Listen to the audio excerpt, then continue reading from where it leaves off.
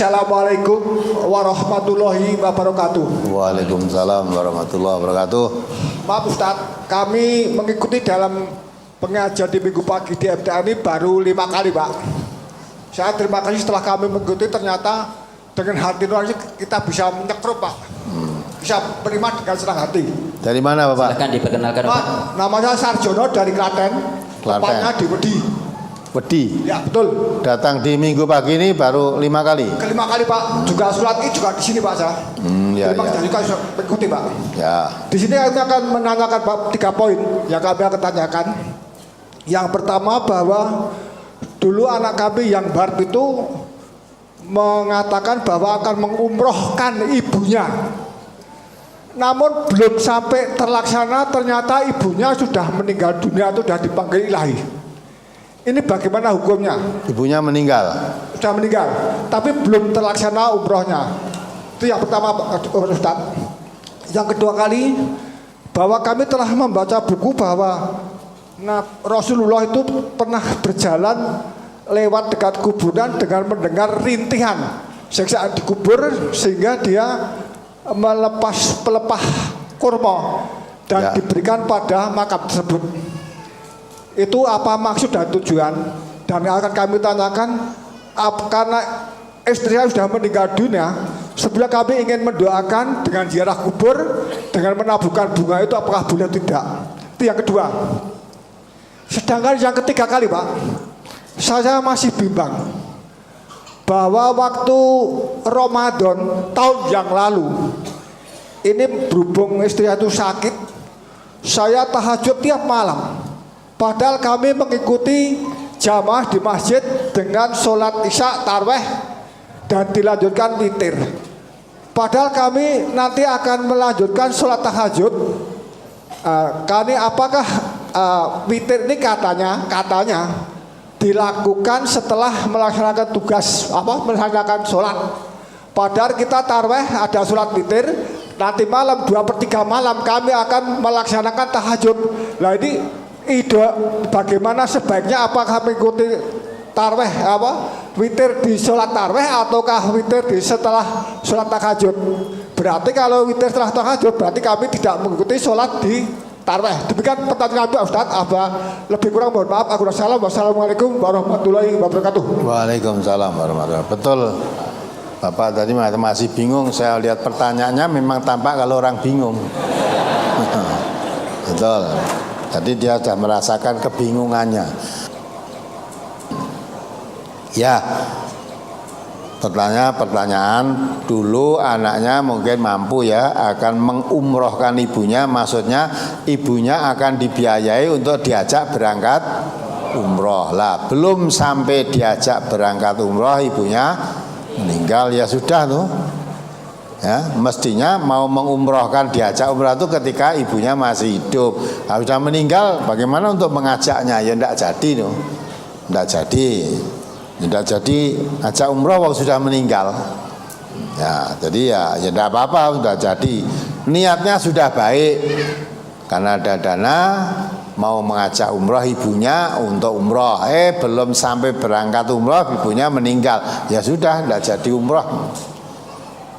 Kalau dulu rencana mau ngajak ibunya lah, mungkin sekarang mau umroh ngajak bapaknya atau kepengen umroh sendiri ya silahkan, tidak apa-apa. Dulu kan aja ibu belum jadi umroh, ibu meninggal, ya udah sekarang bapaknya aja diajak umroh. Ya gitu dah. Nah kalau bapaknya ya sudah meninggal ya sudah umroh sendiri aja, atau ngajak yang lain boleh saja itu. Tapi untuk tidak jadi mengajak ibunya tadi tidak dosa karena ibunya sudah meninggal. Ya. Kemudian Rasulullah memang pernah dalam suatu riwayat Rasulullah ya perjalanan itu berhenti di kuburan. Kemudian ambil pelepah kurma ditancapkan kedua kuburan itu. Ditanya oleh sahabat, ya, Rasulullah menjelaskan bahwa dua kubur ini sedang menjalani siksa kubur. Yang satu ya jalani siksa kubur karena ketika kencing tidak istibrok. Ya, kalau kencing tidak bersih lah, tidak istibrok, tidak sampai tuntas. tidak istinja, tidak resik lah singkatnya gitu. Yang kedua ini suka mengadu domba, suka rasan-rasan, menggunjing lah, suka menggunjing. Jadi orang yang suka menggunjing itu nanti akan mendapat siksa kubur. Orang yang kencing tidak tuntas, tidak istibra, tidak ya bersih, itu nanti juga akan mendapat siksa kubur. Ya, maka Rasulullah mengambil pelah kurma tadi ditancapkan di dua kuburan itu dengan harapan mudah-mudahan Allah meringankan siksa kubur ini sehingga pelepah kurma ini kering. Nah, itu maksud Rasulullah begitu. Ya, itu tujuannya begitu. Kita tidak boleh terus ikut-ikut lewat kuburan nyempal papa semboja apa-apa tuncepke ning kono. Nah, ben apa? Nah, nek dituncepke ning kono ben tukul boleh saja. Nah, tukul dah. Tapi kalau punya maksud tadi, punya maksud-maksud yang lain enggak ada, enggak boleh itu. Ya. Kemudian apa tadi? Ya, terus ziarah kubur. Apabila ziarah kubur menaburkan bunga di kuburan boleh apa tidak? Ya, boleh apa tidak? Nah, maksudnya apa dulu? Ya, orang mati kita ziarah kubur membawa bunga sak lodong kuwi terus disiramke ning kuburan, maksudnya apa? Nah, kalau punya keyakinan lain seolah-olah disirami air bunga sak lodong tadi nanti bisa mengurangi siksa kuburnya, tidak ada tuntunannya begitu, tidak ada tuntunannya. Jadi ziarah kubur itu nggak ada aturan-aturan semacam itu. Cara Islam kalau kamu ziarah kubur mendoakan saja kepada orang yang ada di kubur itu, didoakan supaya diampuni dosa-dosanya. Kalau dia orang Islam, kalau dia orang Islam ya tidak usah didoakan. Maka masuk ke daerah makbaroh, daerah kuburan itu ada aturan doa. Ya begitu masuk, ya assalamualaikum ya ahlad diyar minal mu'minin wal muslimin inna insyaallah bikum lahikun gitu. Selamatan buat kamu orang ahli kubur, baik yang laki atau perempuan, yang mukmin maupun yang muslim. Ya, insyaallah nanti sebentar lagi saya akan menyusul kamu. Nah, gitulah.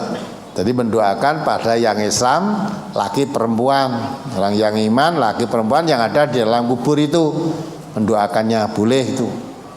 Tidak usah pakai siram bunga, ngopong menyan di situ lah. Kan ada kan di daerah kubur ada ngopong menyan di situ, terus disirami kuburannya itu ben apa. Nah, kalau ada keyakinan yang lain seolah-olah disirami itu mengurangi siksa kubur, ngopong menyan itu seolah-olah apa? Rohnya itu ada pengaruhnya kepada roh yang mati, lah itu kemusyrikan. Bakar-bakar kemenyan itu bukan model cara Islam. Ya, nggak ada aturan itu. Ya, kemudian apa lagi? Tahajud setelah salat. Ya, itu bingung tadi yang bingung. Sore udah tahajud, sudah tarweh dan witir, bengi tahajud lagi. Lah itu orang bingung kan? Nah, lebih baik kalau memang Bapak mau sholat malam, ya witirnya nanti setelah malam aja. Kenapa tidak tarweh? Tarweh boleh di malam hari itu. Sebetulnya tarweh dan tahajud itu nggak ada bedanya.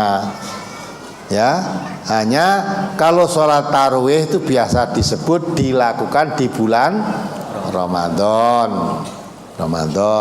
Sebetulnya tarweh itu sendiri juga tahajud, sholat malam. Kita hanya di bulan Ramadan itu boleh dilakukan sore bar isya itu boleh lakukan. Ya. Kalau di sholat malam di luar bulan Ramadan tidak boleh dilakukan sesudah sholat isya. Nanti dilakukan setelah larut malam, jam 1 ke atas itu kalau sholat tahajud, sholat malam. Nah itu kalau bulan Ramadan mau lakukan seperti itu ya boleh malam. Nah, tarwih itu pelaksanaannya. Namanya tarwih itu rileks, santai, tidak tergesa-gesa. Nanti malam bar sholat, ya istirahat, ya panjang, diselani minum teh dulu ya boleh, selani makan dulu boleh enggak? boleh ya. Kalau bar poso, wah poso kok ya. Kok bar sholat tuh kerasa ngelak, minum se boleh ya. Atau kok pengen makan dulu boleh, nanti sambung lagi. Jadi tarwih itu artinya rileks, santai. Sholatnya tidak tergesa-gesa. Jadi namanya disebut sholat tarwih karena Nabi pelaksanaan sholat yang dilakukan Nabi itu santai sekali, banyak istirahat. Maka 2 rakaat salam, setelah itu istirahat panjang Nabi. Nah itu begitu dilakukan di waktu bulan Ramadan. Maka sholatnya disebut tarawih.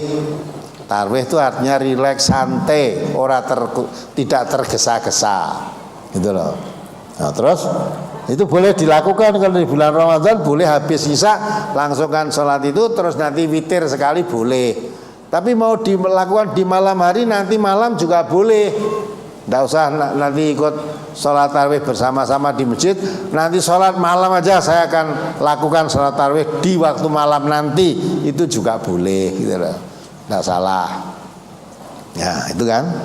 Nah, maka tadi bingung wis sore bar tarawih wis witir barang kok bengi tahajud terus witir apa tambah witir sisan. Nah, witir dalam satu malam 2 kali witir itu ada larangannya, tidak boleh itu.